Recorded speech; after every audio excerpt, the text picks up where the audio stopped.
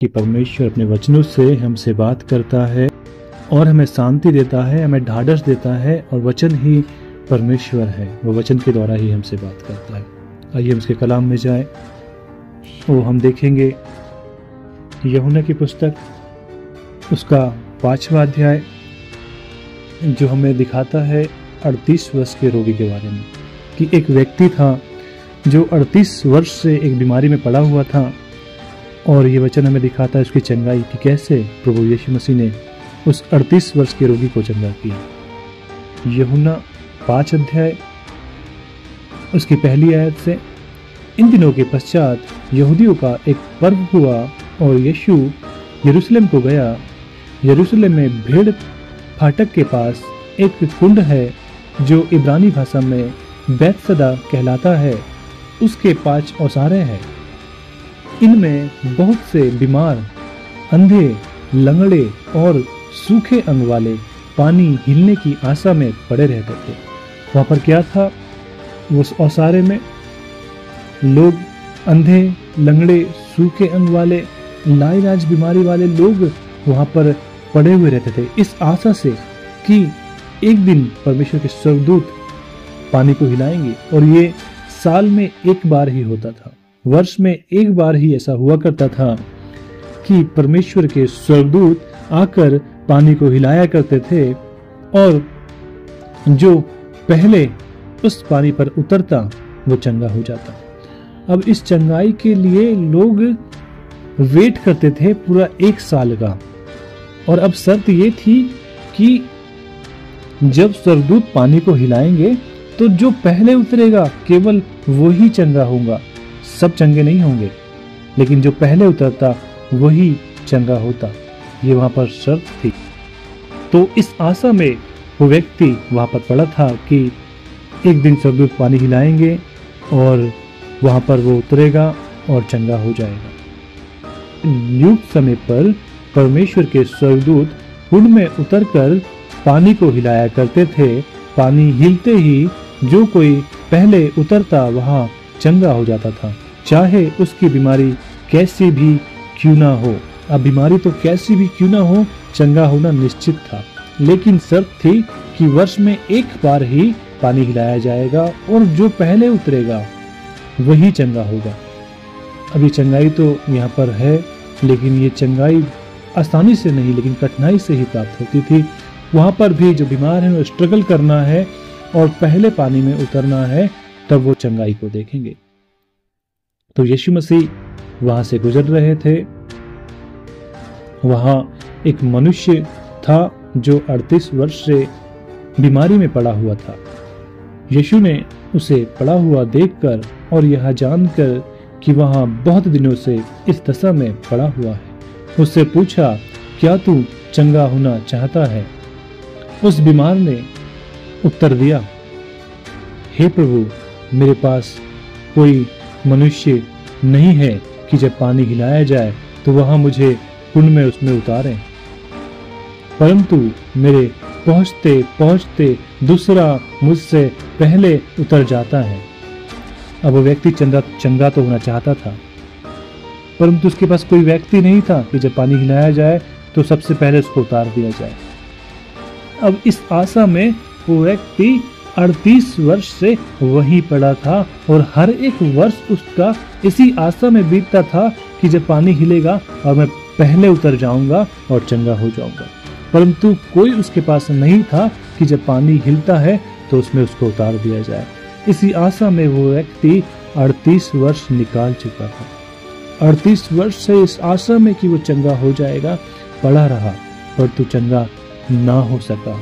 ये बात यीशु मसीह जानते थे और यीशु मसीह उसे चंगा करने उस स्थान में पहुंचे। उसी के लिए प्रभु यीशु मसीह वहां पर पहुंचे। यीशु ने उससे कहा, उठ, अपनी खाट उठा और चल फिर। वह मनुष्य तुरंत चंगा हो गया और अपनी खाट उठाकर चलने फिरने लगा। जो व्यक्ति वहां पर 38 वर्ष से वेट कर रहा था चंगा होने के लिए, परंतु चंगा ना हो सका क्योंकि उसके लिए एक नियुक्त समय था कि यीशु मसीह वहां पर आएंगे और उसे कहेंगे कि उठ, अपनी खाट उठा चल फिर, तब वहां मनुष्य तुरंत चंगा हो जाएगा। लेकिन इस चंगाई के पीछे उसे 38 वर्ष वेट करना पड़ा। 38 वर्ष पानी हिला, लोग उतरे और चंगे भी हो गए, लेकिन ये देखता रहा लोगों की चंगाई को और इस आशा में वहां बना रहा। वो निराश नहीं हुआ, आशा को नहीं टूटने दिया, परंतु आशा अब भी रखा कि एक दिन मुझे चंगा करेगा परमेश्वर, एक दिन मुझे हील करेगा। उसके विश्वास को, उसकी आशा को देखते हुए प्रभु यीशु मसीह वहां पर उसे चंगा करने आ गया। और यीशु मसीह ने उसे पानी में नहीं डाला, परंतु कहा, उठ, अपनी खाट उठा और चल फिर। और तुरंत उसके निर्बल शरीर में, बीमार शरीर में परमेश्वर की सामर्थ ने काम किया और वो उठकर तुरंत खड़ा हो गया और चंगा हो गया। और उसने अपने बिछौने को उठाकर चलने फिरने लगा।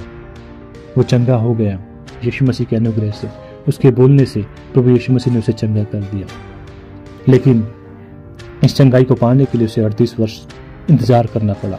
इसलिए हर एक काम का समय है और परमेश्वर अपने समय पर उस काम को पूरा करता है। अब वो व्यक्ति पाप में जीवन जी रहा था, किसी कारणवश, किसी पाप के कारण उसमें ये बीमारी आ चुकी थी और वो बीमार हो चुका था और मरने की दशा में पहुंच चुका था। लेकिन प्रभु यीशु मसीह ने उसे चंगा कर दिया और वो आजाद हो गया। और वो यीशु मसीह को नहीं जानता था, परंतु बीमारी के कारण वो बीमार था, पाप के कारण वो बीमार था, समस्याओं में था। वो चंगा हो गया, चले गया और वो यीशु मसीह को नहीं जानता था। हम 14 आयत में देखते हैं, इन बातों के बाद वह यीशु को मंदिर में मिला। यीशु ने उससे कहा, देख, तू चंगा हो गया। अब वही व्यक्ति जो 38 वर्ष से बीमार था चंगा हो गया और चलने फिरने लगा।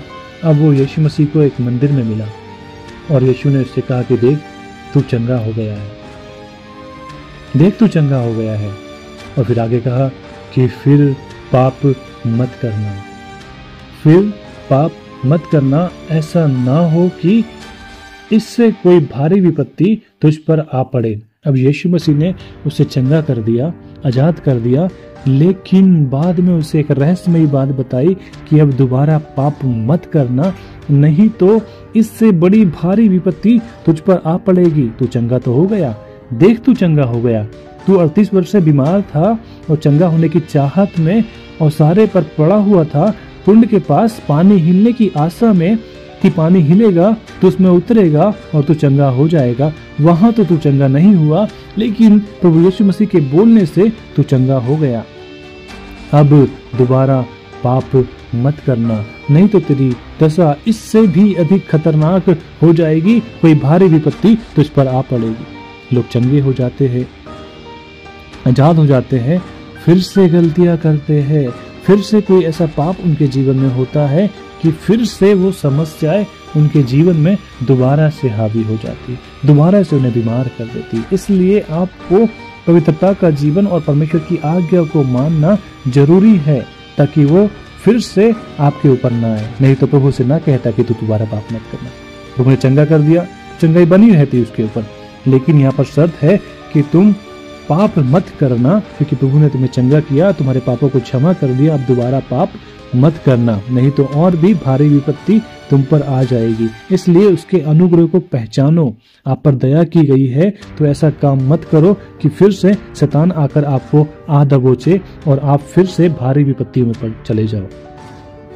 इसलिए वो अनुग्रह, वो चंगाई आप में बनी रहना चाहिए। अब जो प्रभु यीशु मसीह परमेश्वर चाहता है वैसा ही आपका जीवन होना चाहिए। इसलिए प्रतिदिन उसके वचन को पढ़ो कि आपको कैसा चलना है, किन से संगति रखना है, क्या बोलना है, क्या नहीं बोलना है। ये सब बातें आपके जीवन में बहुत प्रभाव डालती है और इसके कारण फिर वापस से आप समस्याओं में चले जाते हैं। इसलिए कंट्रोल करो, लड़ाई के बदले लड़ाई मत करो, पाप के बदले पाप मत करो, बुराई को भलाई से जीत लो, क्योंकि परमेश्वर यही चाहता है। इसलिए उससे कहा कि तुम दोबारा पाप मत करना। और जब हम जाते हैं पहले यूहन्ना की पत्री में, तो वहाँ पर परमेश्वर एक रहस्यमय हमें बात सिखाता है जो मिलेगी। यूहन्ना की पहली पत्री 9 वचन में परमेश्वर यहाँ पर कहता है, यदि हम अपने पापों को मान ले तो वह हमारे पापों को क्षमा करने और सब अधर्म से शुद्ध करने में विश्वास योग्य और धर्मी है। यदि हम अपने पापों को मान लें, अब पाप एक वजह है बीमारी की, समस्या की, कि पाप के कारण अब भी यहाँ प्रभु कह रहा है कि यदि हम अपने पापों को मान ले तो वो हमारे पापों को क्षमा करने में विश्वास योग्य और धर्मी है। और प्रभु वहां उस व्यक्ति से कह रहा है कि अब दोबारा पाप मत करना, नहीं तो फिर से तेरी दशा इससे भी भारी हो जाएगी। तू 38 वर्ष से तो यहाँ पर चंगाई पाने के लिए पड़ा हुआ था और अब चंगा हो गया है 38 वर्ष बाद, लेकिन फिर तू पाप करेगा, वैसा ही जीवन जिएगा, अपने मन को नहीं फिराएगा, परमेश्वर की महिमा नहीं करेगा और पाप में जीवन जिएगा, गलत जीवन जिएगा, तो फिर से वही बीमारी, उससे ज्यादा तकलीफ तेरे जीवन में आ जाएगी, क्योंकि तू पाप फिर से कर रहा है। और जो पाप की प्रभुता, जिन पर पाप की प्रभुता होती है, वो शैतान के दास हो जाते हैं और शैतान उनके जीवन में पाप के कारण बीमारियों को डालता है, समस्याओं को डालता है। इसलिए दोबारा ऐसी गलती मत करना कि तेरी दशा और भी विपरीत हो जाए, परंतु परमेश्वर पे भरोसा रखना और अपने पापों को मान लेना, क्योंकि उसका वचन ये कहता है कि जब तू मेरी ओर फिरेगा और मैं तेरी ओर फिरूंगा और तू मुझसे प्रार्थना करना और मैं तेरी प्रार्थनाओं को सुनूंगा, तू पश्चाताप करना और मैं क्षमा करूंगा, ऐसा प्रभु ने कहा है। इसलिए वो कहता है कि यदि मनुष्य अपने पापों को मान ले तो उसके सारे पापों को क्षमा करने में विश्वास योग्य और धर्मी है प्रभु यीशु मसीह। इसलिए अपने पापों को जब भी आपसे गलती हो, जो भी गलती हो, छोटी हो या बड़ी हो, पश्चाताप करे, रिपेंट करे और अपने रिश्ते प्रभु के साथ सही कर ले, ताकि कोई विपत्ति, कोई समस्या, कोई रोग हम पर ना आने पाए, हम परीक्षा में ना पड़े। अगर हम परीक्षा में है तो प्रार्थना करें कि हम परीक्षा में ना पड़े।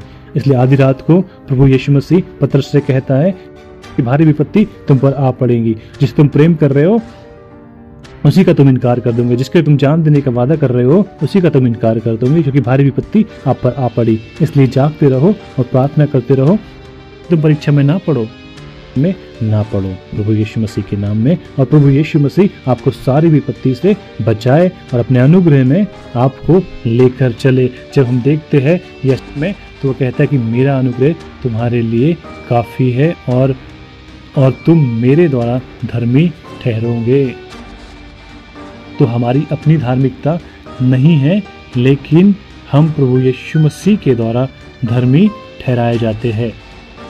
इसलिए वो यशा यहाँ में कहता है, जितने हथियार तेरी हानि के लिए बनाए जाए उनमें से कोई सफल ना होगा।